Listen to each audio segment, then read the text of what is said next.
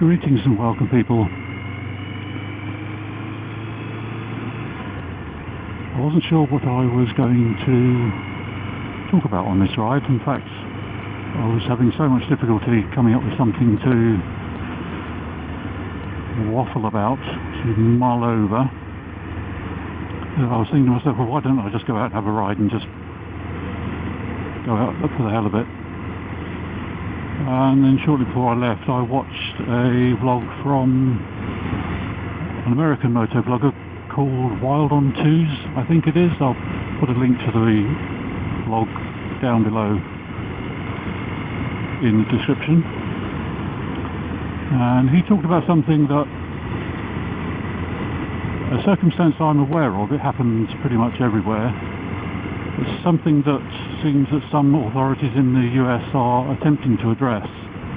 I don't think it would work over here, but it's the some states, about 20 or so states, have a law called the Dead Red Law. And I thought this was quite interesting. Basically what they're saying is, because if you come up to a red traffic light, stop signal, whatever you want to call it, I call it a red traffic light, that's what I call it here in the UK.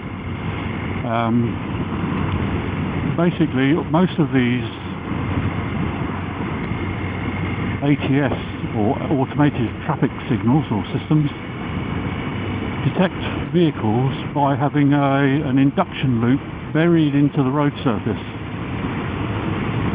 And clearly what that does is, as a mass of metal passes over it, it creates a small electrical current in that loop, which the system that controls the lights can pick up and know that there's a vehicle waiting there. The problem is of course that most motorcycles are largely composed of alloy, magnesium alloy, aluminium alloy, whatever, engines and wheels and swing arms and that type of thing, so they don't have the same amount of mass as a car.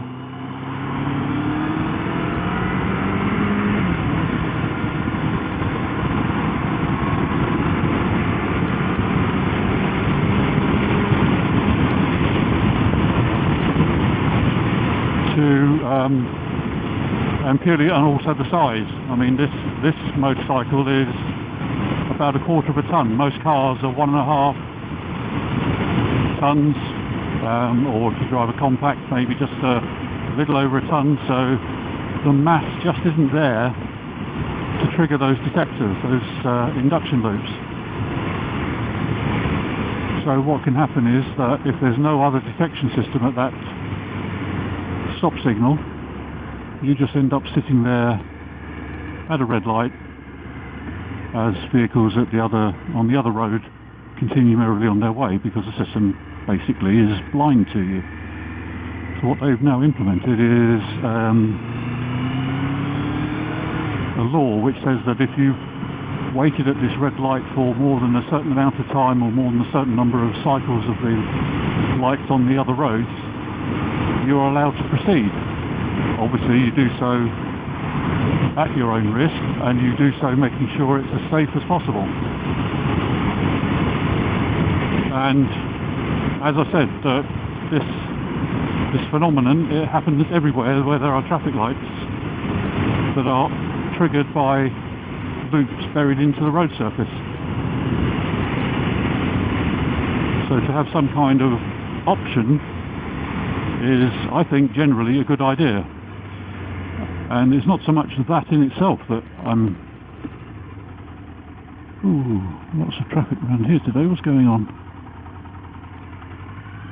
It's not so much that I'm talking about, but it's the comments that he made. Not he himself, but he was saying that what some other bikers had said was that they felt, especially if you're turning in the US, you're turning left across oncoming traffic, you could put yourself at risk. And they felt that this was an unacceptable risk. And then the thought occurred to me, Well, what the hell happened to common sense? Just because the law says you can do a thing doesn't mean you have to do a thing. Now, in the UK and in some states in America, it is, shall I say, not illegal to filter. So you are allowed to filter provided you do so safely.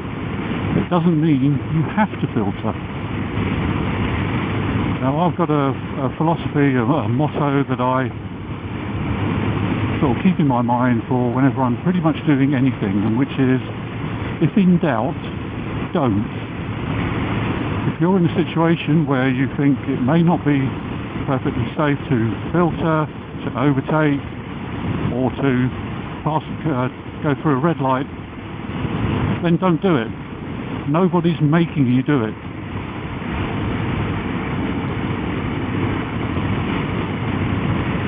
But of course, you might have this, the way things are these days, that because the law says you can, somebody will do it and get hurt or killed, and their family or whatever will go to the court and try and say that they're owed compensation because this law killed their son or daughter or husband or father or whatever.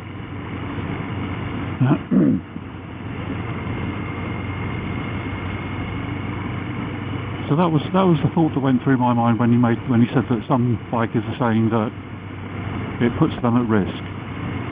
If you don't feel comfortable doing it, don't do it. It's as simple as that. If you have the confidence and the ability and the faith in your machine,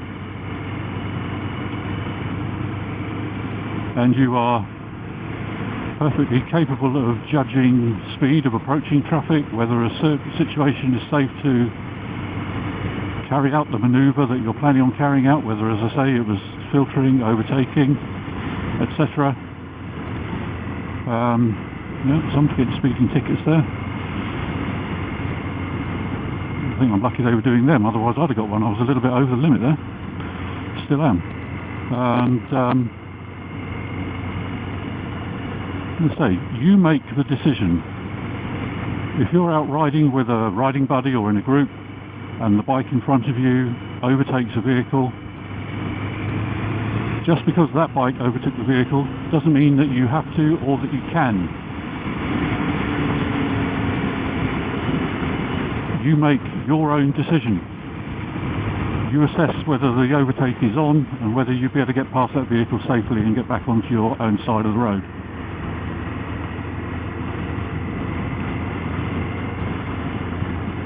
And same with filtering. You see other bikers filtering, doesn't mean you have to if you don't want to.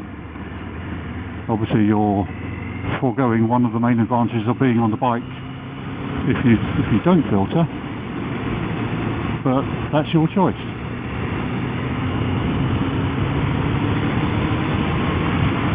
Whee!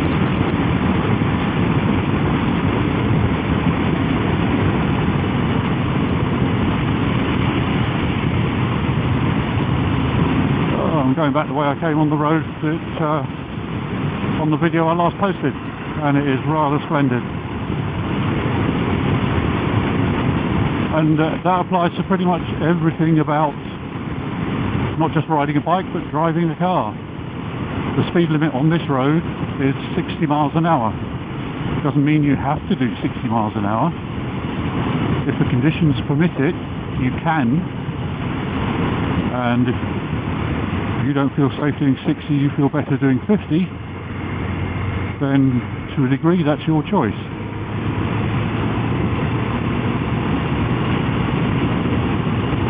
But obviously, as any road user, you have to keep in mind other road users. If this is a 60 mile an hour speed limit on this road, and I decide, oh, I don't feel safe, I'm going to do 20, that is going to thoroughly tick off anybody who comes up behind me, unless of course I keep well into the left, ride in the gutter, in amongst all the debris and sharp bits of glass and metal and stuff.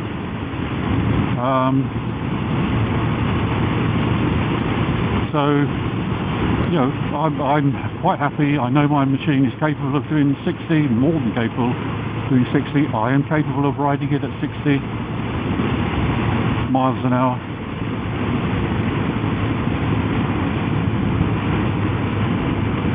Yep, that's an unmarked police bike.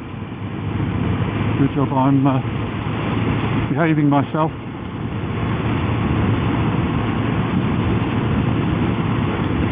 So,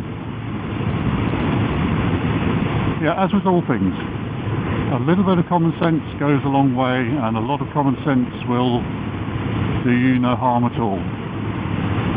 So, ride to your own pace and wishes. I mean, I'm going along here now at around or just below the speed limit. If some other bike came up, overtook me and went hooning off at 80, 90 miles an hour, would I go chasing after him at those sort of speeds thinking, oh, he or she's going that fast, well, I can do it as well? No, of course I wouldn't.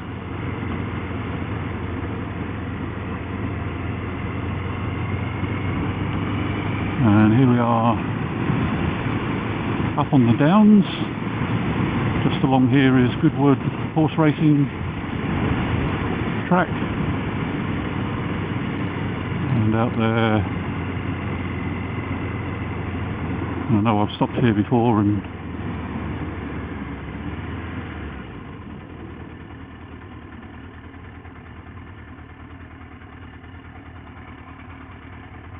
let me just wander over there and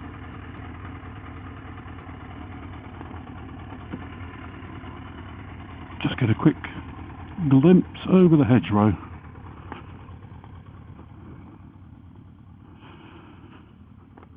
Try not to fall into the ditch at the side. Very nice too.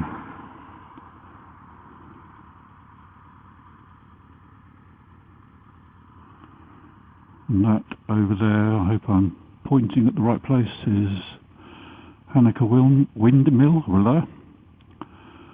And right here is somebody who can't talk properly.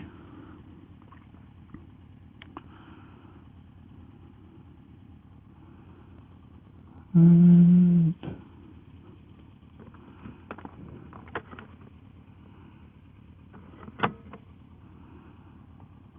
very nice too.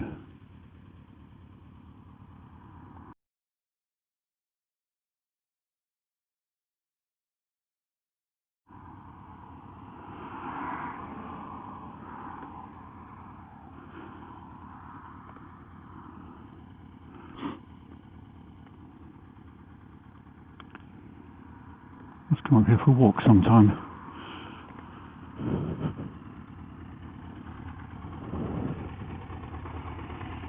Ooh.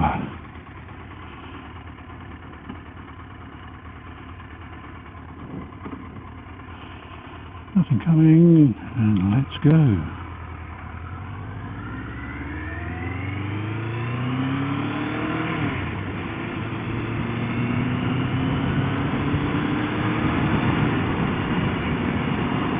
Should have come along a bit further, I think.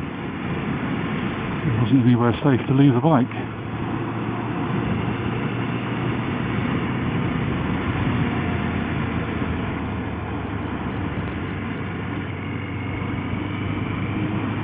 Shout for all the dog walkers and etc.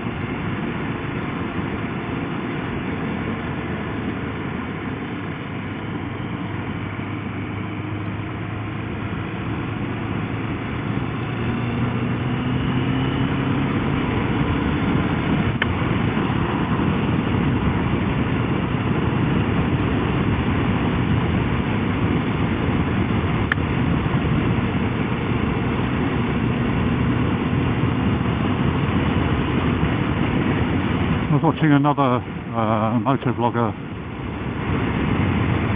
I think it was last year I started watching her, and she was on a road trip from the UK to Italy, I think it was. Passed her test, got herself a bike and set off on this road trip.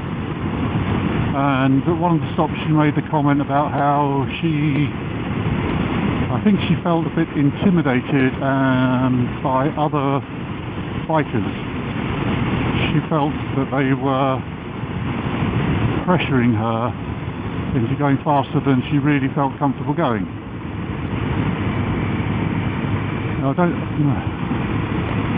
I've heard this sort of thing from people who, car drivers, who say that when a motorcyclist is behind them, they feel intimidated.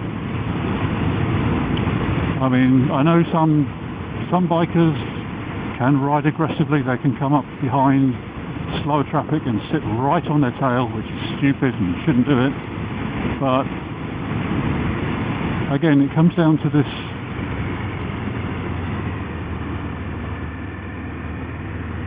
philosophy of ride to your own pace, ride to your own ability. You won't be enjoying riding your machine if you're doing things that make you feel uncomfortable.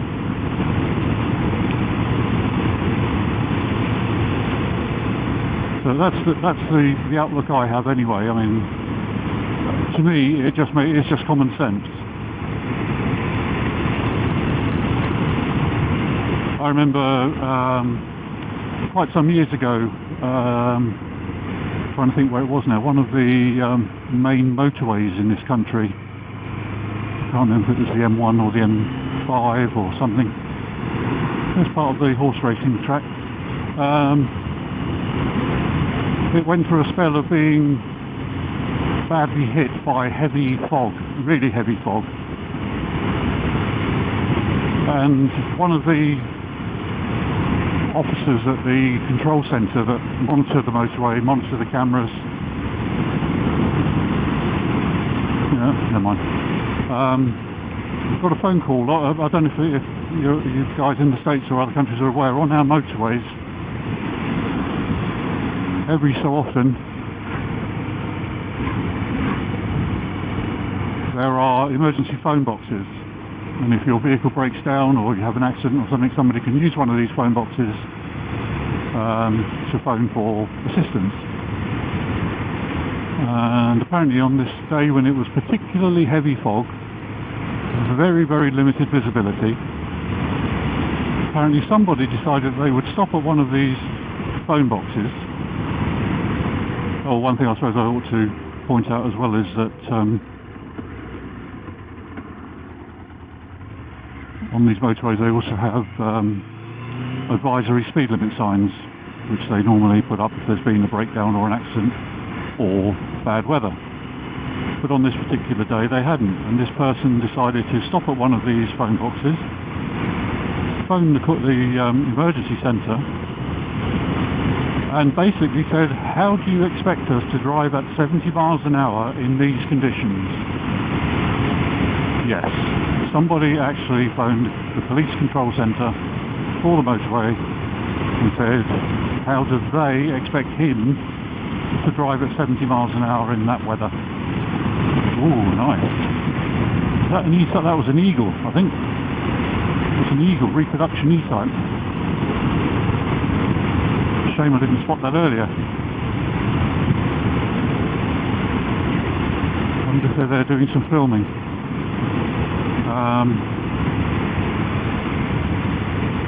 So it is scary how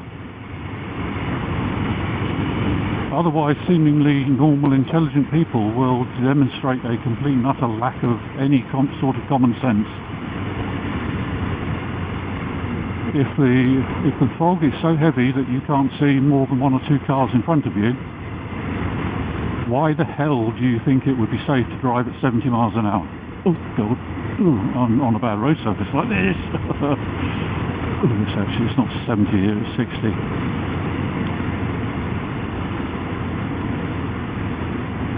So I don't know what goes on in some people's minds.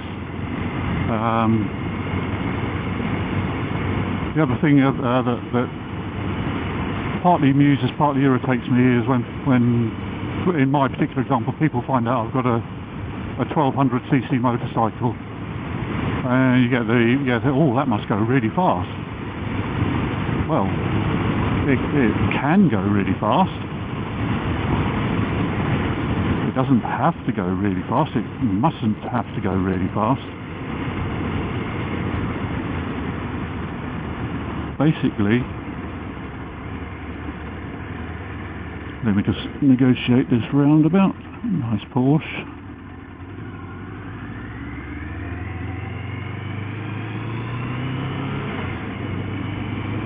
Basically, the speed that this machine goes at, let me just get through the gears. The speed that this machine goes at is under the control of that, and that is under the control of that, and that is under the control of that.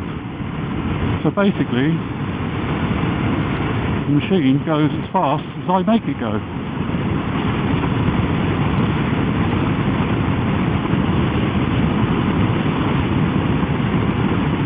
And I am of the mind that, generally speaking, I will abide by the speed limits. I will not overtake if it's dangerous to do so. I'm not saying I'm a perfect rider by any means. I'm not, nothing like. But I do try to do things as right and as safely as possible. But I do try to enjoy the ride. I mean, for some people, safe is spelled S-L-O-W. That's not necessarily the case, I'm afraid.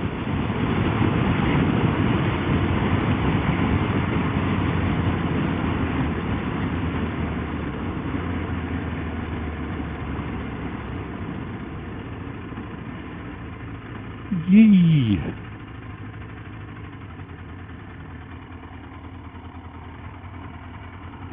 Make sure he is turning right. Yep. Sometimes people just leave their indicators on. I know, I've done it myself a time or two.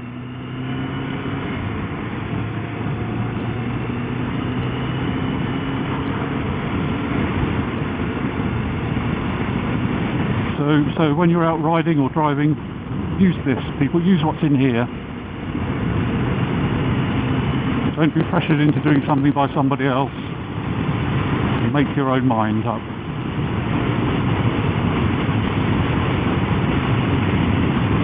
Oh, now which way are we going to go today?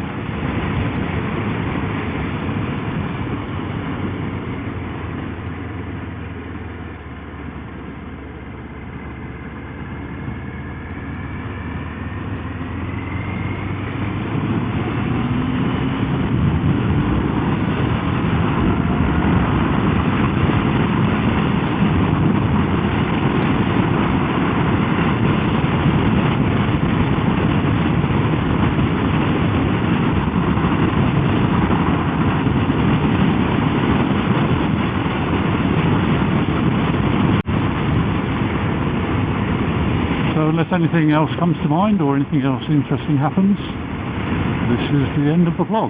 So I'll say thank you very much for taking a look. Go over and check out WildOn2s. We've got some quite interesting, very succinct, easy to watch vlogs, and some interesting points he discusses as well. So go and have a look. I'll link to the particular video in question. And obviously from there you can get to the rest of this channel.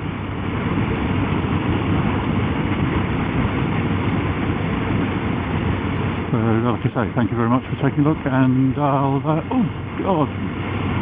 get my inside shaking to pieces on this horrible road. I'll see you on the next one.